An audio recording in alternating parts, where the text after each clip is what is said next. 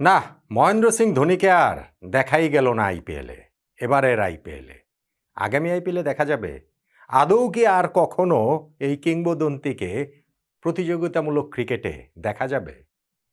সেই প্রতিযোগিতা ক্রিকেট বলতে তো শুধুমাত্র আইপিএলই তিনি খেলেন। এই পুরো মৌসুমটাই ইনজুরির সঙ্গে লড়াইয়ে তিনি হেরে গেছেন, যেই কারণে আজকে চেন্নাইয়ের লিগ পর্বের যে শেষ ম্যাচ গুজরাট টাইটান্সের বিপক্ষে, সেই ম্যাচটাতেও তিনি খেলতে পারলেন না। আগামী জুলাইতে ধোনির বয়স হয়ে যাবে ৪৫ বছর। চেন্নাইয়ের ম্যাচ শেষে তাদের ক্যাপ্টেন ঋতুরাজ গায়কোয়াড় ধোনি সম্পর্কে বলেছেন যে তিনি খেলবেন কি খেলবেন না এটা আগামী বছর আমি এবং আপনারা সবাই আসলে জানবেন। কোনো সিদ্ধান্ত হয়নি, কিন্তু না খেলেই কি ক্রিকেট থেকে বিদায় হয়ে গেল কিনা ধোনির, ওই প্রশ্নটা থাকছেই।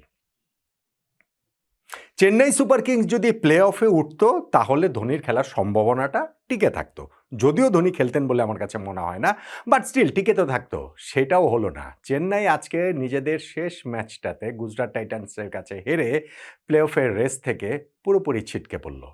এমনিতে তো প্লে অফে 3টা স্পট আগেই নির্ধারিত হয়ে গিয়েছে। Royal Challengers Bengaluru, Gujarat Titans এবং সানরাইজার্স হায়দ্রাবাদ 4 নম্বর স্পটের জন্য 5টা দলের লড়াই ছিল। সেইখান থেকে অফিসিয়ালি আজকে চেন্নাই সুপার কিংস আউট হয়ে গেল।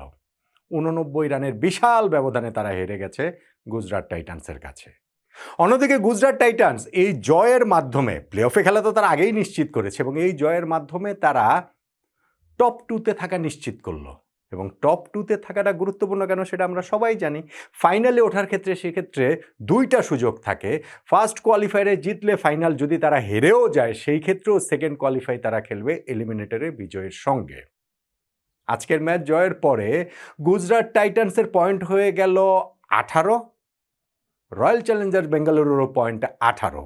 এখন আরেকটা ম্যাচ তো রয়েছে রয়্যাল চ্যালেঞ্জার্স বেঙ্গালুরু এবং সানরাইজার্স হায়দ্রাবাদের। সেই ম্যাচে যদি সানরাইজার্স হায়দ্রাবাদ জিতে তাহলে তো তাদেরও পয়েন্ট 18 হবে, 3টা দলেরই পয়েন্ট সমান 18 হবে। তখন নেট রান রেটে যেই 2টা দল এগিয়ে থাকবে সেই 2টা দলই তো প্রথম 2টা স্পটে ফার্স্ট কোয়ালিফায়ারে খেলবে। এখন নেট রান রেটে আরসিবির চেয়ে পিছিয়ে রয়েছে গুজরাট টাইটান্স, তারপরও কি কারণে তাদের টপ 2তে থাকাটা নিশ্চিত হয়ে গেল সেটা আসলে বলছে। আর এই জায়গাটাতে যে ম্যাচটা হলো সেখানটাতে টার্নিং পয়েন্ট কোনটা ওইটা নিয়েই তো এই আলোচনাটা। দেখেন, যখন 229 রান আগে ব্যাটিং করে তুলেছে গুজরাট টাইটান্স, ম্যাচ আসলে সেই জায়গাটাতেই শেষ। চেন্নাই সুপার কিংস রান তাড়া করার ক্ষেত্রে তাদের রেপুটেশন মোটেই ভালো না। 200+ স্কোর তাড়া করে তারা আইপিএল হিস্ট্রিতেই জিতেছে মাত্র 4টা ম্যাচ। এই সিজনে যে এলএসজির বিপক্ষে একটা ম্যাচ 203 রান তাড়া করে জিতলো, সেটা আমি দেখছিলাম 2019 সালের পর প্রথমবারের মতো 180+ স্কোর যদি অপোনেন্ট করে ফেলে সেইটা তাড়া করে জেতার প্রথম ঘটনা। ফলে এই দলটা যে 229 চেস করে জিতে যাবে, হ্যাঁ জিততে পারতো, জিতে যাবেই না তা তো না, এবং সেই ক্ষেত্রে আসলে সবচেয়ে গুরুত্বপূর্ণ ভূমিকা একজনকে নিতে হতো, সঞ্জু স্যামসন। সেই সঞ্জু স্যামসন আউট হয়ে গেছেন একেবারে ইনিংসের প্রথম বলটাতে।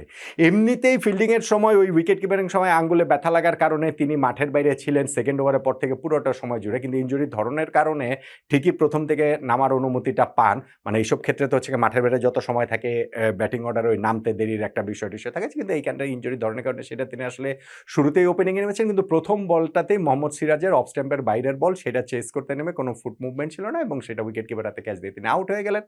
সিরাজ শুধু ওই প্রথম বলে উইকেটটা নেন নাই, পরের ওভারটাতে তিনি আরও 2টা উইকেট তুলে নিলেন। ঋতুরাজ গায়কোয়াড় আগের বলটাতে ছক্কা মেরে পরের বলটাতে বোল্ড হয়ে গেলেন এবং ফ্লিক করতে গিয়ে টপেজ হয়ে স্কোয়ার লেগে ক্যাচ দিয়ে আউট হয়ে গেলেন উর্ভিল। ফলে এই 3টা উইকেট যে শুরুতেই সিরাজ তার প্রথম 2 ওভার ইনিংসের প্রথম 3 ওভারের মধ্যে তুলে নিলেন, প্রথম বলে সঞ্জু স্যামসনের উইকেট সহ, ওইখানটাতে ম্যাচ শেষ হওয়ার পরেও যে শেষ থাকে সেটাও শেষ হয়ে গিয়েছে। পাওয়ার প্লের মধ্যে তারা আরও একটা উইকেট হারিয়েছে ম্যাথিউ শটের, এবং পাওয়ার প্লের পর কার্তিকের উইকেট তারা হারিয়েছে। ফলে ম্যাচে আর কিভাবে ওই ম্যাচ জিতবে চেন্নাই সুপার কিংস। আর সেই ক্ষেত্রে ওই 17 বলে 47 রান যে দুবে করেছেন সেটা পরাজয়ের ব্যবধান কেবলমাত্র কমেছে, সেইটা চেন্নাই সুপার কিংসকে 140 পর্যন্ত নিয়ে গেছে। পরাজয়ের ব্যবধান কমিয়েও তো 89 রানে তারা ম্যাচটা হেরে গিয়েছে। গুজরাট টাইটান্স যে 230 রান করে 230 রানের টার্গেট দিয়েছে, এই যে জয়ের যে ভিত্তিটা তারা তৈরি করে দিয়েছে, আমি বলছিলাম জয়টা যে তারা নিশ্চিত করে ফেলেছিল, সেইখানটাতে তাদের টেমপ্লেটটা ওই টপ 3 বরাবরের মতোই। সেই সাই সুদর্শন, সেই শুভমান গিল, সেই জশ বাটলার। এই ৩ জনই আজকে 50 পেয়েছেন। মানে গুজরাট টাইটান্সের ব্যাটিং এই টপ 3 কে ঘিরে আবর্তিত এবং সেটা কোন মাত্রাতে দেখেন, অরেঞ্জ ক্যাপের দখলটা আবারও নিয়ে নিলেন 638 রান করে এই ম্যাচটাতে আরও একটা 84 রানের ইনিংস খেলে সাই সুদর্শন। দ্বিতীয় সর্বোচ্চ রান শুভমান গিলের, যিনি হচ্ছে গিয়ে 616 রান করলেন, এই ম্যাচেও তিনি 64 করেছেন। আর 469 রান, 450 উপরে রান তো জর্জ বাটলারও করে ফেলেছেন সিজনটাতে, এই ম্যাচেও তিনি 50 করেছেন, 57, এবং তিনিও ওই সর্বোচ্চ রান সংগ্রাহকদের তালিকায় 12 নম্বরে আছেন। ফলে এই টপ 3 একেবারেই অন্যান্য ম্যাচের ক্ষেত্রে তাদের ওই ব্যাটিংটা যেইভাবে করে এই খেলাটাতেও সেইভাবেই এগোতে চেয়েছে এবং সেটা তারা এগোতে পেরেছে। হ্যাঁ, পাওয়ার প্লের প্রথম 6 ওভারের মধ্যে তারা 62 রান তুলেছে। সেইখানটাতে শুভমান গিল অনেক অ্যাটাকিং মোডে ছিলেন, কিন্তু সাই সুদর্শন তিনি হচ্ছে গিয়ে স্বচ্ছন্দ ছিলেন না। পাওয়ার প্লের মধ্যে 18 বলে সাই সুদর্শন 35 রান করে ফেলেছেন। সাই সুদর্শন হচ্ছে গিয়ে ওই 18 বলে মাত্র 21 রান করেছেন। কিন্তু পাওয়ার প্লে শেষ হওয়ার পরে দুইজনের ব্যাটই হচ্ছে গিয়ে ওই মানে অনেক বেশি স্বচ্ছন্দ সাই সুদর্শনও হয়েও উঠেছিলেন। তাদের ওই পার্টনারশিপটা 125 রানের হয়ে যাওয়ার পর শুভমান গিল আউট হয়েছেন বটে, কিন্তু জর্জ বাটলার এসে আবার ঠিক যেই টেম্পোতে ইনিংসটা এগোচ্ছিল গুজরাট টাইটান্সের, সেই টেম্পোটাই ধরে নিয়ে গিয়েছেন। ফলে তাদের আসলে ওই বিগ স্কোর 200+ স্কোর পেতে কোনো সমস্যা হয়নি। 18 ওভার শেষে ইনিংসের দেখেন তাদের একটা মাত্র উইকেটে গিয়েছিল, ওই কি বলে চলে শুভমান গিলের উইকেটটা গিয়েছিল। হ্যাঁ, একটা আক্ষেপের জায়গা বলতে পারেন যে না, সেঞ্চুরিটা পেলেন না সাই সুদর্শন। 19 নম্বর ওভারটাতে গিয়ে তিনি 84 রান করে আউট হয়ে গেলেন। তারপরে 229 রান তারা করেছে এবং সেই 229 রান তারা করে জেতার সামর্থ্য আসলে এই চেন্নাই সুপার কিংসের নেই। তারা সেটা পারেও নি। তারা 140 রানে অল আউট হয়ে গিয়ে ম্যাচটা হেরে গেছে 89 রানটাতে। ম্যাচের টার্নিং পয়েন্ট আমার কাছে তাই মনে হয় ওই যে টপ 3 কে মানে আপনি অনেক বড় করে দেখতে পারেন, কিন্তু ওই যে সেম টেমপ্লেটে যে গুজরাট টাইটান্স খেলেছে, তাদের ওই টপ 3 যে ব্যাটিং করেছে এবং সেই জায়গাটাতে যে তারা মোটামুটি স্বচ্ছন্দেই তারা খেলেছে, আমি বলব যেইভাবে খেলতে চেয়েছে ইনিংসটা সেইভাবেই প্লেস করেছে, ওইটা যে আসলে চেন্নাই সুপার কিংস রোধ করতে পারে নাই, সেইখানটাতেই তারা ম্যাচটা হেরে গেছে। আর যদি কোনো সম্ভাবনা টিকে থাকতো তারপরেও সেইটা প্রথম বলে সঞ্জু স্যামসনের উইকেটে কিংবা ওই মোহাম্মদ সিরাজ প্রথম 2 ওভারের মধ্যে 3 উইকেট তুলে নিয়ে সেই সম্ভাবনাটাও শেষ করে দিয়েছে। ওইটাকেও টার্নিং পয়েন্ট বলতে পারেন, কিন্তু আমার কাছে মনে হয় যে গুজরাট টাইটান্সের এই ব্যাটিং ইনিংসটা, স্পেশালি তাদের ওই ওপেনিং পার্টনারশিপ, সেইটাই আসলে টার্নিং পয়েন্ট। এখন গুজরাট টাইটান্স বলছিলাম যে তারা টপ 2-তে থাকাটা আসলে নিশ্চিত করলো কিভাবে? তারা তো 18 পয়েন্টে সিজনটা শেষ করলো।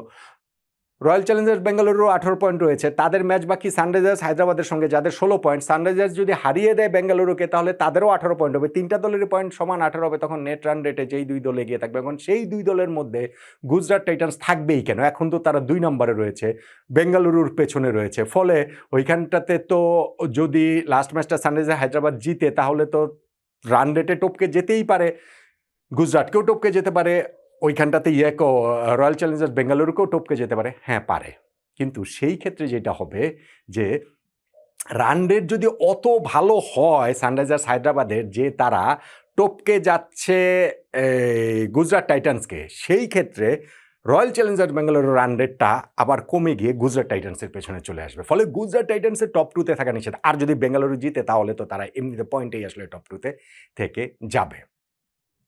সো এখন প্লে অফের লাস্ট পটটা লড়াই, সেইটা কি রাজস্থান রয়্যালস হবে, নাকি সেটা পাঞ্জাব কিংস হবে, নাকি সেটা কলকাতা নাইট রাইডার্স হবে? চেন্নাই সুপার কিংস আউট হয়ে গেল, আর দিল্লি ক্যাপিটালসের কাগজে কলমে সুযোগ থাকলেও বাস্তবে আসলে সুযোগটা নেই।